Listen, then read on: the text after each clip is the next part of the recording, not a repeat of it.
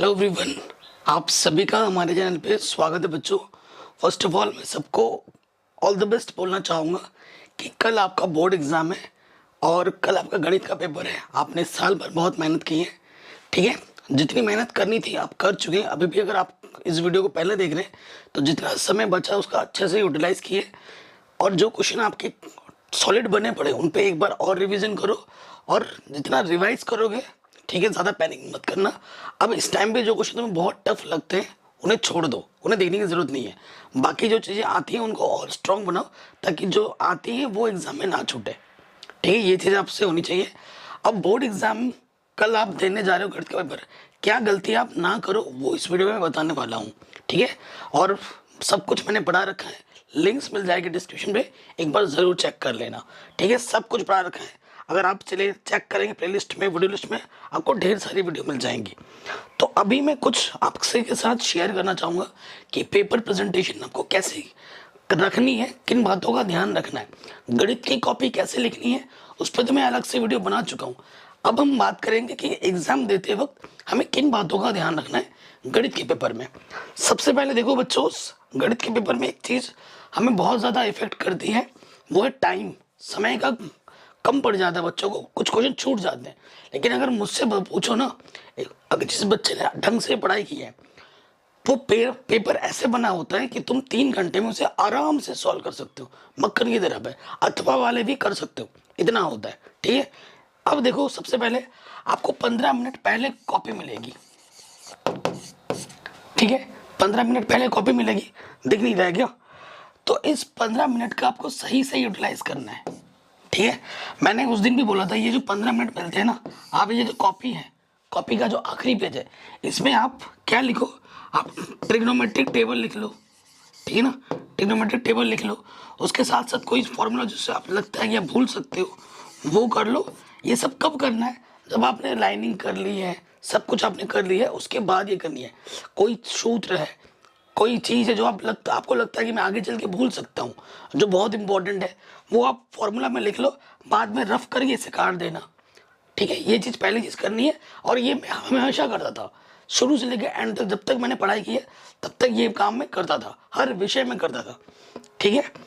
उसके बाद जो नेक्स्ट काम आपको करना है, आपको पेपर जब मिलेगा, ठीक है, पेपर जब आपको मिलेगा तो ये नहीं पेपर पकड़ते ही सॉल्यूशन करना शुरू कर दो, नहीं, एक स्ट्रेटेजी बनानी होती है, ठीक है। पेपर पहले देखो एक बार, सेक्शन ए में कितने क्वेश्चन है, क्वेश्चन के ऊपर रीड करो। जब आप रीड करोगे ना पूरा पेपर, तो आपको पता चल जाएगा कि मुझे कितने क्वेश्चन आते हैं, कौन से क्वेश्चन मुझे पूरे आते हैं, कौन से में थोड़ा बहुत डाउट है। क्योंकि जब हम एग्जाम में जाते हैं ना, हमारा बीपी थोड़ा हाई रहता है, टेंशन के मारे, उत्सुक, कोई बच्चा ज़्यादा एक्साइटमेंट हो जाता है, या हमारा नर्वस सिस्टम उसमें प्रॉपर काम नहीं कर पाता। तो उस चीज़ को थोड़ा सा थोड़ा बैलेंस करने के लिए पता क्या करना है, आप एग्ज़ाम में जैसे ही जाओ तो पहले उन क्वेश्चनों को करो जो तुम्हें सबसे पूरे पूरे आते हैं, चाहे वो किसी भी खंड का क्वेश्चन हो, ठीक है। और जब भी आप खंड कोई भी पिक करोगे, उस खंड के सारे क्वेश्चन करने और शुरू से लेकर एंड तक करना है, ठीक है। और स्टार्टिंग के 5-6 पेज कोई कटपिट ना हो, ठीक है। जो दिया है वो लिखना है, क्या ज्ञात करना आपको वो लिखना है, और कटपिट ना हो, ठीक ठीक प्रश्न हो, 7-8 5-6 क्वेश्चन एकदम सही सही होने चाहिए। और इस साल ऑब्जेक्टिव क्वेश्चन आएंगे 20। ऑब्जेक्टिव क्वेश्चन के लिए ये जो पेपर का लास्ट पन्ना है ना, यहीं पर छोटे छोटे क्वेश्चन सॉल्व करने। और ऑब्जेक्टिव के लिए जो OMR शीट आपको मिलेगी, जैसे क्वेश्चन 1 का बी है तो जल्दबाजी में 1 का बी है तो दूसरे का बी मत लगा देना। और ऑब्जेक्टिव क्वेश्चन तुमसे आए या ना आए, सारे फिल करके आने हैं एंड में, ये नहीं कि छोड़ दिया, फिल ज़रूर करना है। और मैथ में भी कोई क्वेश्चन छोड़ना नहीं है, भले ही कोई कुछ एक क्वेश्चन मान लेते हैं कि बिल्कुल नहीं आता, तो उस क्वेश्चन में भी क्या करना है कि भाई क्या दे रखा है, क्या ज्ञात करना है, थोड़ा बहुत सॉल्यूशन कर दिया। तो एग्जामिनर जो कॉपी चेक करेगा ना, तो उसमें कुछ आधा नंबर 1 नंबर छोड़ेगा कि आपने एटलीस्ट ट्राई किया है, क्योंकि स्टेप्स के मार्क्स मिलते हैं। कई बच्चे मुझसे पूछते सर स्टेप के नंबर मिलेंगे क्या?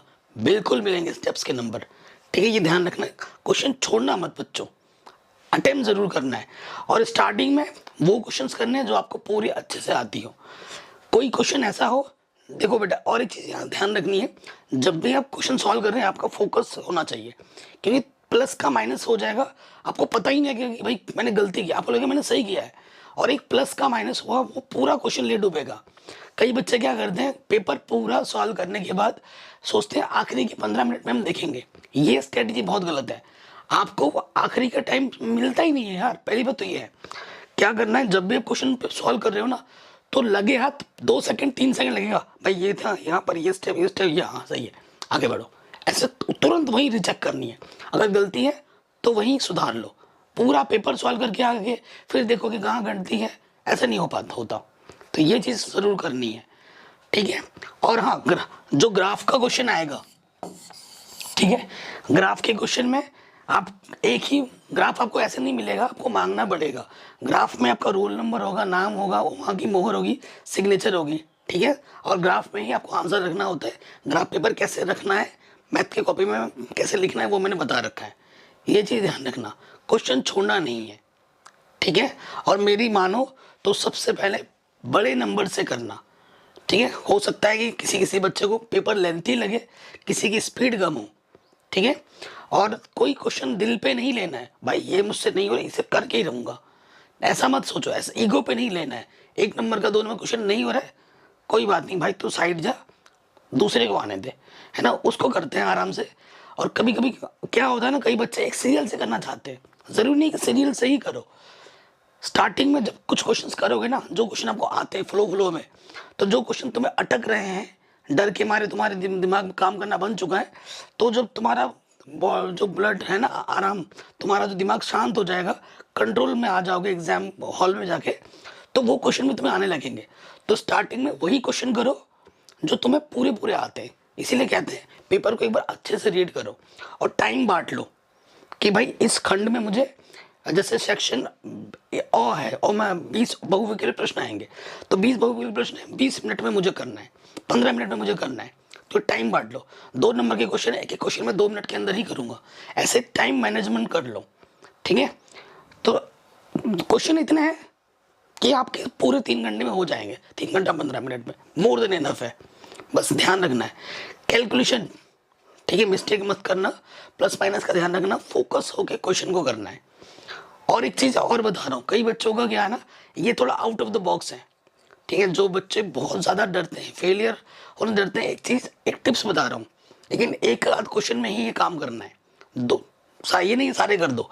आपको देखो, मान लो कोई क्वेश्चन नहीं आता है, क्वेश्चन नंबर 24 सपोज करो, क्वेश्चन नंबर 24 है या क्वेश्चन नंबर 6 का क है, ये नहीं आता है। देखो, आपने 2 का ख किया है, ये टिप्स मैं बता रहा हूँ, 2 का ख आपने सही किया है। एग्जाम में जो कॉपी चेक करता है ना, ये एक आध क्वेश्चन के लिए चलता है। आप एग्जाम में देखते हैं नंबरिंग, फिर बाद में भूल भी जाता है, उसको क्वेश्चन दिखता है, क्वेश्चन ये था, सोल्यूशन ये होगा, हाँ। तो 2 का ख आपने एक बार कर दिया है स्टार, उसके जगह पर आपको 6 का ग नहीं आ रहा है सपोज करो, या 3 का ग नहीं आ रहा, यही क्वेश्चन, यही सोल्यूशन यहीं पर चेप दो फिर से दोबारा, लेकिन ये एक आध क्वेश्चन में ही करना है। तो वो चेक करते करते उसके फ्लो से हट जाएगा, वो वही नंबर छोड़ देगा, उस क्वेश्चन का नंबर भी वहीं छोड़ देगा। तो जो क्वेश्चन आपको कुछ नहीं दे रहा था, वो नंबर वो मिल सकता है, लेकिन ये ट्रिक एक आध क्वेश्चन के लिए ही है। ये नहीं कि 3-4 क्वेश्चन आप बार बार ऐसा कर रहे हो तो नज़र में आ जाओगे, कॉपी पूरी काट के 0 कर देगा एग्जामिनर। तो ये एक आध के लिए होता है, और छोड़ना नहीं है कुछ भी, ठीक है। कोई क्वेश्चन छोड़ना नहीं है, कुछ करोगे तो नंबर मिलेंगे। स्टेप वाइज मार्किंग होगी। प्रेजेंटेशन पर ध्यान रखना। कैलकुलेशन पेज जो है बच्चों, देखो बच्चों, ये कॉपी होती है ना, कई बच्चे पन्ना पलट पलट के गुणा भाग करते हैं। आप साइड में यहाँ रफ लिख के भी, यहाँ रफ लिख के भी, यहाँ छोटा मोटा गुणा कर सकते हो, बाद में हल्का से लाइन मार दे सो काट सकते हो, ऐसे भी कर सकते हैं, ठीक है। और कोई डाउट हो तो मुझे कमेंट कर देना, मैं उसका रिप्लाई ज़रूर कर दूंगा, ठीक है। बाकी जो समय बचा हुआ है आपके सिलेबस जो है उस पर आधारित मेहनत कीजिए। मेन चीज़ है आपकी एनसीईआरटी के सारे प्रश्नावली, उदाहरण और विगत वर्षों के प्रश्न पत्र, बस इतना कर लीजिए।